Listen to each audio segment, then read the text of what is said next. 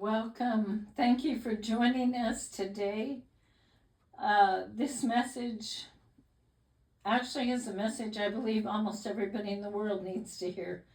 It's entitled Rejection. Amen. I don't know any of us who have not faced rejection when we were in our younger growing up years or our mid years or our older years. There has maybe at every stage of that been rejection of some nature in our life.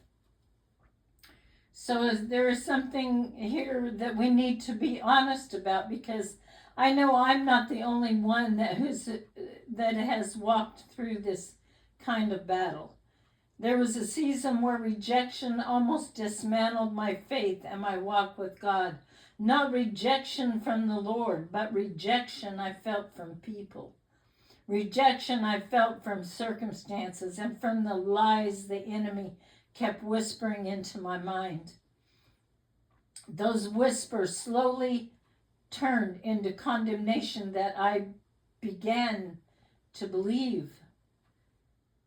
And I would still pray, I would still press in, and I would still seek the Lord with everything in me.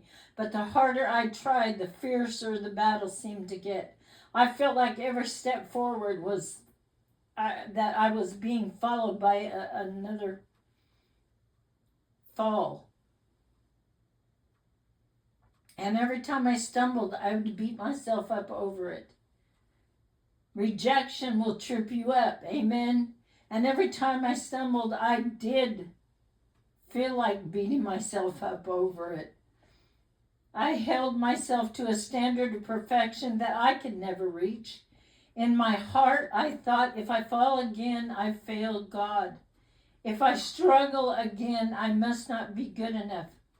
I lived in a cycle of striving, trying to prove my love for God by being perfect, quote unquote.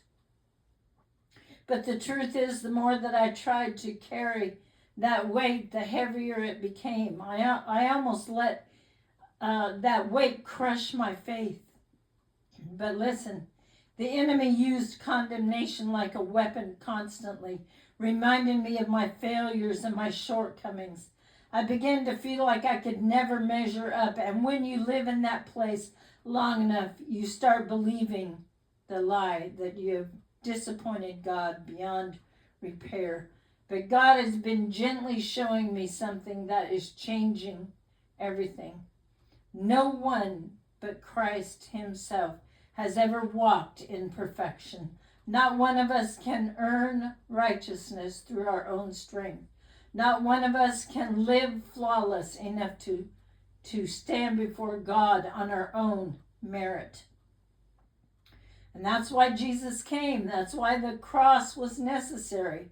My righteousness was never meant to come from my own performance. It comes from him.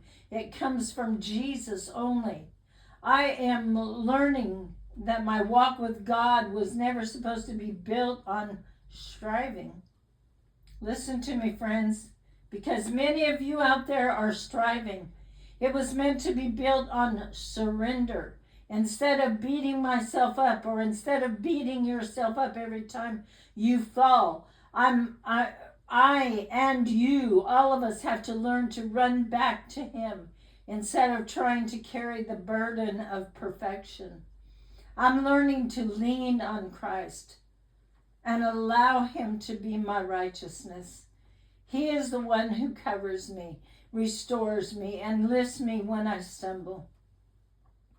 The enemy tried to convince me that my failures disqualified me. But let me tell you this, God is reminding me that his grace is greater than my weaknesses. I am still learning. I will forever be learning. I've said that my whole life, and I'm still learning. I'm still growing. I'm still being refined. But I refuse to let rejection, I refuse to let condemnation dismantle the faith God planted in my heart. Amen.